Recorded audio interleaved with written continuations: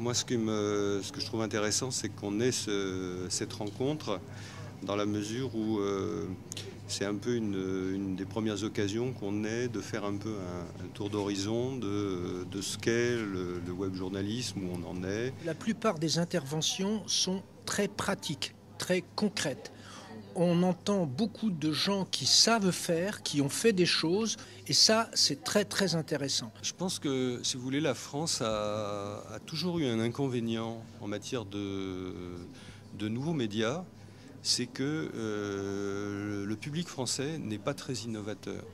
Et ça, c'est un problème pour les médias français. C'est-à-dire que même si vous avez des éditeurs innovants, ce qui n'est pas toujours le cas, et même rarement le cas, même si vous avez des journalistes qui ont envie d'innover, vous n'avez pas forcément, au moment où vous voyez se développer des choses à l'étranger, où vous avez des idées d'innovation en fonction des technologies, vous n'avez pas forcément le public qui est en phase.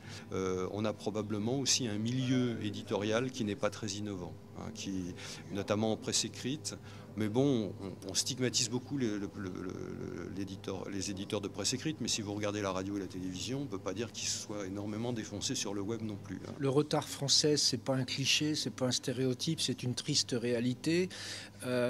Mais c'est votre génération qui va transformer le journalisme avec les outils du web.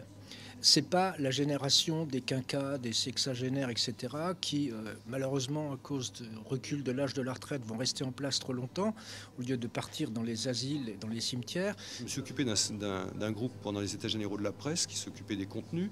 Et donc, en réfléchissant sur justement quelle place donner au web, quelle place donner aux différents nouveaux supports, comment réorganiser les rédactions, comment penser le passage des rédactions d'un type de contenu à un autre, etc., on a développé l'idée qu'il fallait absolument, comme dans d'autres secteurs qui sont très forts sur le web, hein, les agrégateurs, etc., il faudrait avoir de la recherche-développement. C'est-à-dire une petite cellule dans chaque grande maison de presse où on réfléchisse à l'innovation, on fasse du prototype, et des gens qui ne travaillent qu'à ça, qui fassent de la veille, enfin, etc. Il y avait le directeur du Monde, Eric Fotorino, dans mon groupe, hein.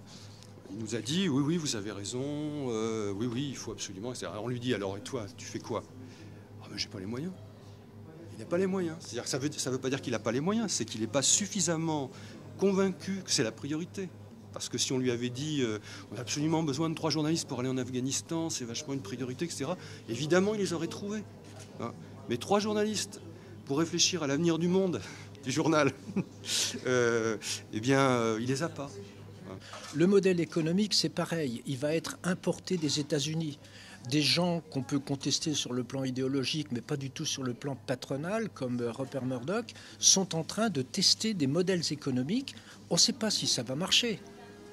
Mais si ça marche, vous allez voir tous les patrons de presse français se ruer sur ce modèle qui a été créé par un autre et l'importer. Dans les pays scandinaves, le groupe Bonnier en Suède est en train de transformer le travail journalistique sur la base de 3 écrans. 1, l'écran d'ordinateur de bureau. 2, l'écran du téléphone nomade branché en réseau. Et 3, l'écran du lecteur électronique, du lecteur iPad, etc., la tablette électronique, etc. Et tous les journalistes sont en train de se former à ça. On voit que c'est le mobile prend une place très importante. Hier, d'ailleurs, il a été dit que, je crois que c'est quelqu'un de rue 89 qui a dit on pense qu'en 2012, en termes de fréquentation, le mobile et l'ordinateur seront à peu près, en termes de volume, à peu près équivalents.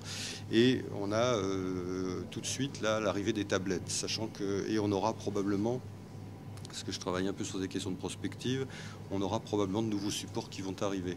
Autrement dit, pourquoi j'insiste là-dessus, c'est que en très peu de temps, on s'aperçoit que là où on pensait qu'on avait à réfléchir sur des formes éditoriales qui correspondaient à un type d'usage du web, en fait, on s'aperçoit que tout ce qui est aujourd'hui développement de l'information sur le numérique, ça va nous amener à réfléchir à des formes éditoriales différentes et non pas unique. C'est-à-dire on mettra probablement pas sur les tablettes ce qu'on met sur des applications destinées à un ordinateur, de la même manière que le contexte d'usage du mobile étant extrêmement différent du contexte d'usage d'un ordinateur, on va être amené à penser des contenus éditoriaux en fonction de l'usage du mobile. Parce qu'il n'y a pas que la technique qui compte, évidemment, il y a aussi l'usage.